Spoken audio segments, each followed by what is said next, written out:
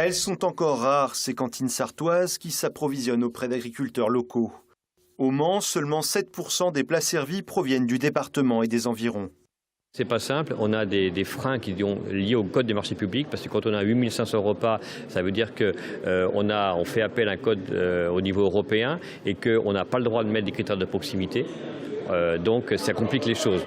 Comment faire alors pour favoriser ces circuits courts dans la restauration collective, qu'elle soit privée ou publique? D'abord, renforcer la place et la visibilité des producteurs locaux. Ensuite, utiliser les transporteurs de la région pour distribuer ces produits. Enfin, continuer à sensibiliser les restaurateurs. Pour cela, la Sarthe peut déjà s'appuyer sur une base solide.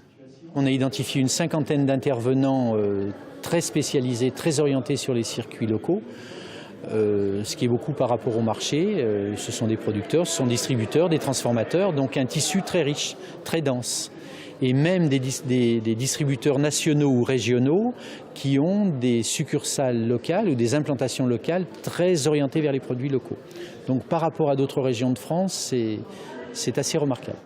Mais d'après ce producteur, rien ne se fera sans le soutien des collectivités locales.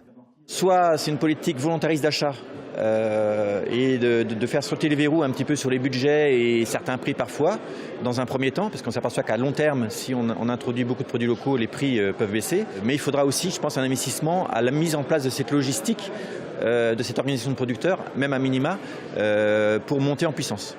Si tout le monde est d'accord sur la théorie, reste à la mettre en place. Mais pour l'heure, aucune aide financière n'a été avancée, sans doute à cause du coût.